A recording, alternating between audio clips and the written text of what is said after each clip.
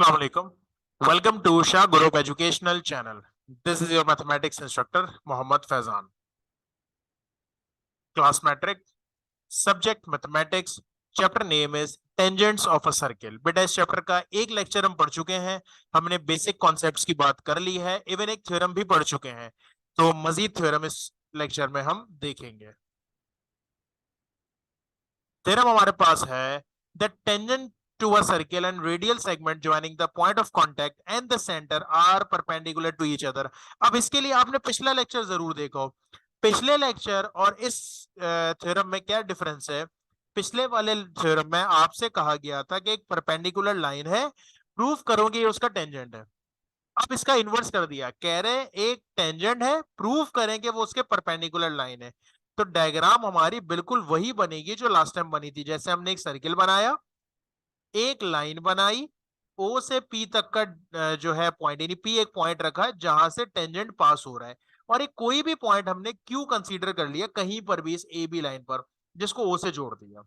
तो गिवन हमारे पास क्या था? Circle centre O, radius R and radial segment OP. ये आपको पहले से बताया हुआ है। ओपी टेंजेंट पहले से बता दिया कि एपी जो है वो पी पॉइंट से सर्किल का टेंजेंट है, ये आपको गिवन है। प्रूव ये करना है कि ओपी परपेंडिकुलर है ए बी के, या यूं कह लें ए बी परपेंडिकुलर है ओबी के, ये हमें प्रूव करना है। यानी किसी तरह ये प्रूव करना है कि ये 90 डिग्री है। इन शॉर्ट कंस्ट्रक्शन हमारी क्या है कि हमने क्यू कोई भी पॉइंट लिया, कंसीडर किया इस ए बी पर जो पी के अलावा होगा, और उसको ए से ओ से जोड़ दिया। ठीक है, अब देखें इसके लिए जरूरी है, अगर आपने पिछला लेक्चर नहीं देखा तो पहले वो देखें, उसके बाद इसी पर आए, तो ये आपको बात बहुत इजी तरीके से समझ आएगी। समझ तो अभी भी आ जाएगी, लेकिन आसानी से बात तब समझ आएगी। तो इसके स्टेटमेंट और रीजन पे जाते हैं। पहले तो हमें मालूम है कि हमने जो क्यू पॉइंट लिया है वो सर्किल के बाहर है। ये तो गिवन भी था ना कि वो टेंजेंट है, तो टेंजेंट में तो सिर्फ एक ही पॉइंट पे टच कर रहा होता है सर्किल, बाकी सारे पॉइंट तो टेंजेंट होता ही नहीं है, तो वो सर्किल से बाहर होता है। तो हमने लिखा Q lies outside the circle, जो कि गिवन भी है, क्योंकि Q is any other point on A B except P. हमारी कंस्ट्रक्शन भी है और गिवन भी है। यानी कंस्ट्रक्शन इस सेंस में कि हमने क्यू पॉइंट कंसीडर किया है, और गिवन इस सेंस में है कि पी के अलावा जो भी पॉइंट हम कंसीडर करेंगे वो आपका सर्किल से बाहर ही होगा। हम कह सकते हैं कि ओ क्यू जो है वो ग्रेटर देन होगा ओपी के। क्यों? क्योंकि अगर सर्किल से बाहर कोई पॉइंट है और ये पॉइंट सर्कमफेरेंस पर है, तो ये पॉइंट सबसे छोटा होगा। ये बाकी जितने भी पॉइंट आप कंसीडर करोगे वो सारे के सारे क्या होंगे? वो सारे के सारे इस रेडियल सेगमेंट से बड़े ही कंसीडर किए जाएंगे। तो distance from the centre of all points on A B except P, P के अलावा जितने भी पॉइंट्स हैं वो सारे के सारे सर्किल से बाहर मौजूद होंगे। ठीक हो गई यहां तक की बात? अब क्योंकि वो सर्किल से बाहर है, तो इसका मतलब ये हुआ कि सबसे छोटी लाइन इस पूरे सेगमेंट में कौन सी हुई? ओ से लेकर पी तक। The shortest line segment from O to any point on A B is OP. तो क्योंकि ओ बी सबसे छोटा डिस्टेंस है, सबसे कम डिस्टेंस पर मौजूद है, तो ओबी ओपी का जो एंगल बनेगा, यानी ओपी क्यू कह लें, तो ओपी क्यू का जो एंगल बनेगा वो बनेगा 90 डिग्री का। अगर वो 90 डिग्री का बन रहा है, तो इससे आपको पता चल गया कि 90 डिग्री तभी बनता है जब वो परपेंडिकुलर होता है। तो अगर परपेंडिकुलर है तभी बन रहा है, इसका मतलब जो आपने प्रूफ करना था वो आपने कर दिया प्रूफ। क्योंकि इसके अलावा जितने भी एंगल होंगे वो कैसे होंगे? एक्यूटी होंगे। भाई सारे के सारे एंगल इसके अलावा तो एक्यूटी होंगे ना, क्योंकि उनमें डिस्टेंस ओपी से ज्यादा है, और ओपी जो है वो आपका 90 डिग्री है। नेक्स्ट पे आते हैं। The two tangents drawn to a point outside it are equal in length। यानी कि जब दो टेंजेंट बनाए जाएंगे तो उनकी लेंथ बराबर होगी। तो हमने एक सर्किल बनाया, एक पॉइंट कंसीडर किया, एक लेंथ यहाँ, एक टेंजेंट यहाँ बना दिया, एक वहां बना दिया। लास्ट लेक्चर में एमसीक्यूज में बताया था मैंने कि एक पॉइंट से किसी भी सर्किल के दो टेंजेंट्स बन सकते हैं। तो आपने दो टेंजेंट बना दिए। अब हमने क्या किया? कंस्ट्रक्शन हमारी ये थी कि हमने सेंटर से इस पॉइंट को जोड़ा। जब मैं सेंटर से इस पॉइंट को जोड़ूंगा तो ऊपर की तरफ भी 90 डिग्री बनेगा, और इस बी की तरफ भी क्या बनेगा? 90 डिग्री। दोनों टेंजेंट पे 90 डिग्री बनेगा। तो देखा जाए तो ये भी राइट एंगल बन गया, ये भी राइट एंगल बन गया। तो गिवन क्या क्या है बेटा? पी ए और P B are tangent to the circle, P point से स्टार्ट हो रहा है। प्रूव ये करना है कि पी ए और पी बी बराबर है, इक्वल इन लेंथ, इनकी लेंथ बराबर है, यानी पी से लेकर ए तक का डिस्टेंस पी से लेकर बी तक के डिस्टेंस के बराबर होगा। हमने ओ से ए और बी को और पी को जोड़ भी दिया। जब जोड़ा तो पता चला ये और ये 90 डिग्री बनेगा। कंस्ट्रक्शन हमारी क्या है, ओ ए, ओ बी और ओपी तीनों से जोड़ दिया होगा। अब आ जाते हैं इसकी स्टेटमेंट और रीजन पे। सबसे पहले तो हमें नजर आ रहा है कि ओ ए जो है वो परपेंडिकुलर है ए पी के, नजर आ चुका है। और वैसे भी रेडियल सेगमेंट तो परपेंडिकुलर होता है, ये तो ओ ए पी जो है वो आपका कौन सा एंगल बनेगा, 90 डिग्री का, क्योंकि रेडियल सेगमेंट और टेंजेंट आपस में परपेंडिकुलर होते हैं। अभी हमने लास्ट थ्योरम में प्रूव भी किया। यही चीज इस तरफ है कि ओ बी किसके परपेंडिकुलर है, पी बी के। इसका मतलब ओ बी पी जो आपका एंगल बनेगा वो बनेगा 90 डिग्री का, क्योंकि रेडियल सेगमेंट और टेंजेंट आपस में परपेंडिकुलर होते हैं। इसके बाद हम ये दोनों ट्रायंगल कंसीडर करते हैं, ये वाला ट्रायंगल और ये वाला। दो ट्रायंगल बन रहे हैं ना बेटा, एक ये वाला ट्रायंगल बन रहा है, एक ये वाला ट्रायंगल बन रहा है। इन दोनों ट्रायंगल में क्या क्या बराबर है जरा मुझे बताएं। ये चीज हम पहले थ्योरम्स में देख चुके हैं कि किसी भी दो ट्रायंगल की अगर तीन चीजें हम बराबर करते हैं, किसी भी ट्रायंगल में कितनी होती है, छह चीजें होती हैं। तीन चीजें अगर हम बराबर प्रूव करते हैं, इसका मतलब ट्रायंगल इक्वल है, कॉन्ग्रेंट है और उनकी सारी चीजें बराबर होंगी। तो हमने ये दोनों ट्रायंगल कंसीडर किया। अब इसमें मुझे बताएं क्या क्या बराबर है। क्या पहले मैं लिख सकता हूं कि ओपी इस ट्रायंगल में भी है और इस ट्रायंगल में भी है, तो दोनों में बराबर है।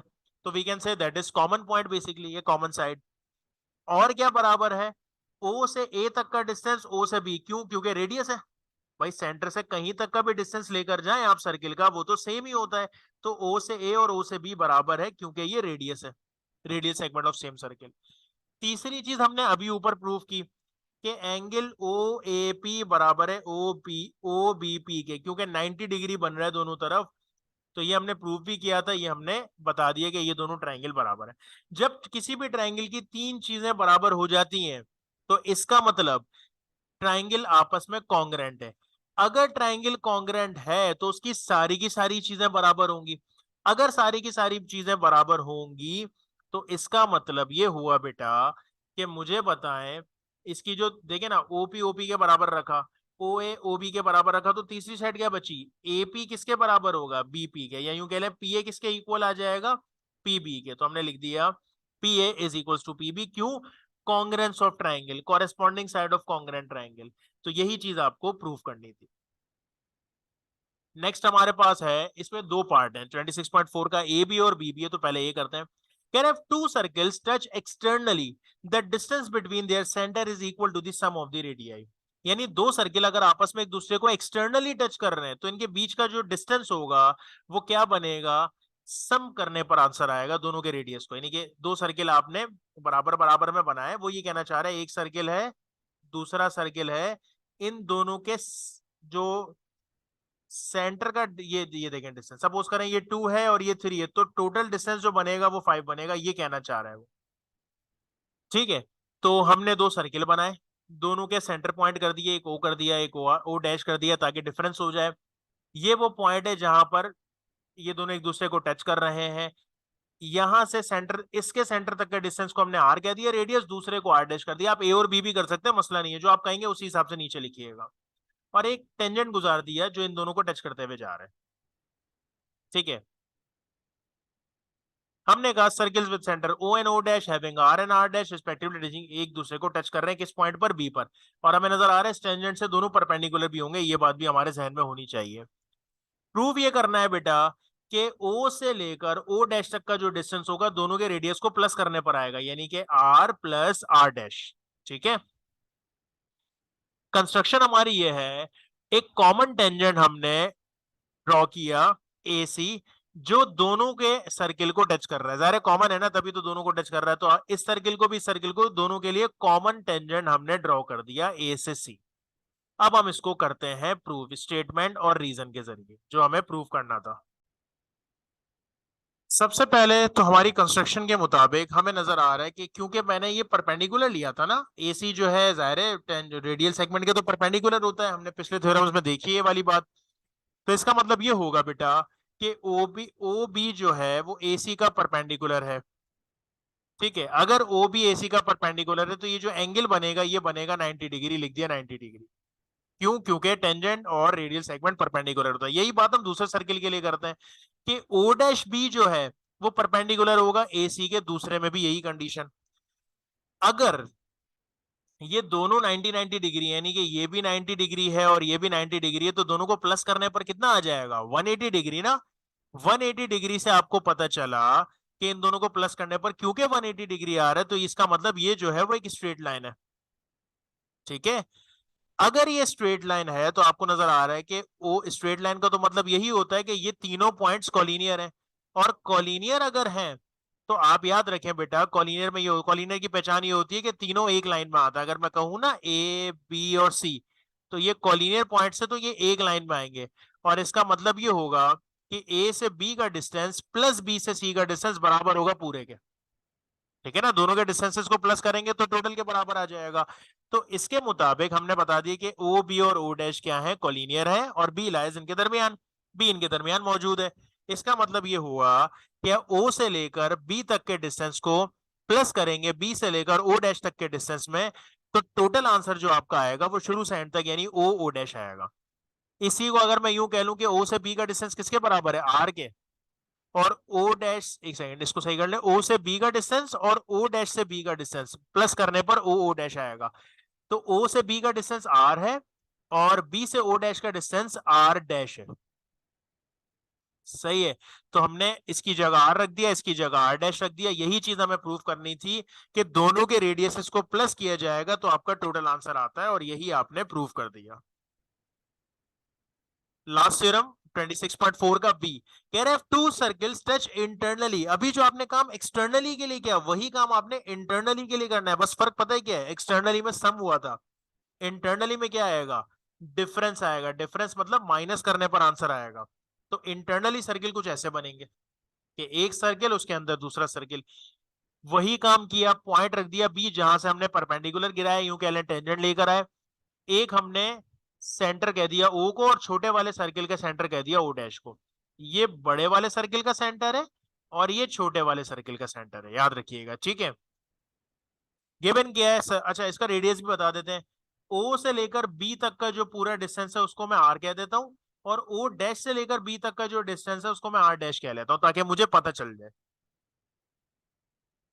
ठीक है, touching each other internally. Okay, prove ये करना है कि आंसर हमारा आना चाहिए आर माइनस आर डैश, बड़े में से छोटे, आर में से आर डैश माइनस होना चाहिए, आर में से आर डैश माइनस होना चाहिए। पिछली बार प्लस हो रहा था, इस बार माइनस आना चाहिए। नाउ कंस्ट्रक्शन हमने की, draw common, common tangent draw किया बी पर जो दोनों सर्किल को टच कर रहा है। चलें इसके स्टेटमेंट और रीजन पे आते हैं। सबसे पहली बात आपको पता है कि ओबी के परपेंडिकुलर है ए सी, ऐसा ही है ना, ओबी के परपेंडिकुलर है एसी। तो क्योंकि परपेंडिकुलर है तो 90 डिग्री बनेगा, तो हमने लिख दिया ओ बी सी जो है 90 डिग्री, क्योंकि टेंजेंट और रेडियल सेगमेंट परपेंडिकुलर होता है। वही काम हमने छोटे वाले सर्किल के लिए किया कि O dash B, O dash B, O dash B, इसको सही कर लेते हैं जरा बेटा, क्योंकि छोटे सर्किल की बात हो रही है। छोटे सर्किल में आपने ओ डैश रखा है, ओ नहीं रखा, तो ओ डैश का मतलब ये हुआ, हम कहेंगे ओ डैश बी ए सी के परपेंडिकुलर है, तो इसका मतलब ओ डैश बी सी जो बनेगा वो कितना बनेगा, वो भी 90 डिग्री बनेगा इस डेफिनेशन के मुताबिक। तो क्योंकि दोनों 90 डिग्री हैं, इसका मतलब ये हुआ अगर दोनों 90 डिग्री है तो दोनों को प्लस करने पर आंसर 180 डिग्री आना चाहिए। क्या आना चाहिए बेटा, दोनों को प्लस करने पर आंसर आना चाहिए 180 डिग्री। नाउ 180 डिग्री तो तब बनता है जब ये तीनों पॉइंट्स कॉलिनियर होते हैं। तो तीनों पॉइंट्स कॉलिनियर है, लेकिन कौन सा पॉइंट मिड में आ रहा है, ओ डैश आपका मिड में आ रहा है। यानी अब यूं बन रहा है, ये अगर ए है, ये बी है और ये सी है, तीन पॉइंट्स ना, तो ये जो सेंटर में आ रहा है वो कौन सा आ रहा है बेटा, ओ डैश आ रहा है। जरा मैं इसके मुताबिक बनाता हूं, देखें ओ आ रहा है, फिर ओ डैश आ रहा है, फिर बी आ रहा है। इसका मतलब ये हुआ बच्चों कि ओ से ओ का, ओ डैश का डिस्टेंस प्लस ओ डैश से बी का डिस्टेंस प्लस करने पर ही आंसर आएगा। तो इसके मुताबिक आपने लिखा कि ओ से ओ डैश का डिस्टेंस प्लस ओ डैश से बी तक का डिस्टेंस प्लस करने पर टोटल आंसर आना चाहिए। जिसकी वैल्यू पता है उसको हम पुट कर देते हैं। पुट क्या कर देते हैं बेसिकली, हाँ चले पुट कर देते हैं। ओ से लेकर ओ डैश तो नहीं पता, ओ डैश से बी को हमने आर डैश रखा था, और ओ से बी को क्या रखा था, देखें जरा, रखा है हमने पीछे, ये रहा ओ डैश से बी रखा था आर डैश और ओ से बी रखा था आर, तो इसकी जगह हम रख देंगे, इस पूरे की जगह आ रहा है आर। इसका मतलब ये हुआ बच्चों कि ओ डैश बी की जगह आ जाएगा आर और ओ बी की जगह आ जाएगा, ओ डैश बी की जगह आ जाएगा आर डैश और ओ बी की जगह आ जाएगा आर। सही, मैं आपको इसको ऐसे अलग से समझा देता हूँ ताकि आपको बात समझ में आ जाए। सबसे पहले क्या है, ओ ओ डैश, मैंने लिखा O O dash plus O dash B की जगह क्या आ जाएगा बच्चों, R dash is equals to O B की जगह क्या आ जाएगा, ओ बी की जगह आ जाएगा आर। मुझे इसकी वैल्यू निकालनी है ना, ये आर डैश प्लस हो रहा है, वहां जाके क्या हो जाएगा, वहां जाके हो जाएगा माइनस। तो यही तो चीज हमें प्रूफ करनी थी, ठीक है। इसको ठीक से लिख लें, ये इज इक्वल्स टू नहीं, क्या होगा, जैसे हमने लिखा ओ डैश ओ बी अपनी जगह पे ओ डैश बी प्लस हो रहा है, वहां जाके क्या हो जाएगा बच्चों, माइनस हो जाएगा। यानी ओ बी की जगह आर आ गया, ठीक है, और ओ डैश बी की जगह क्या आ गया, आर डैश आ गया, आपस में माइनस हो रहे हैं। तो ये चीज आपने प्रूव करनी थी, गॉट इट। सो होपफुली बात समझ में आ गई होगी। इंशाल्लाह अगली क्लास में इसको कंटिन्यू करेंगे। That's enough for today. Allah Hafiz.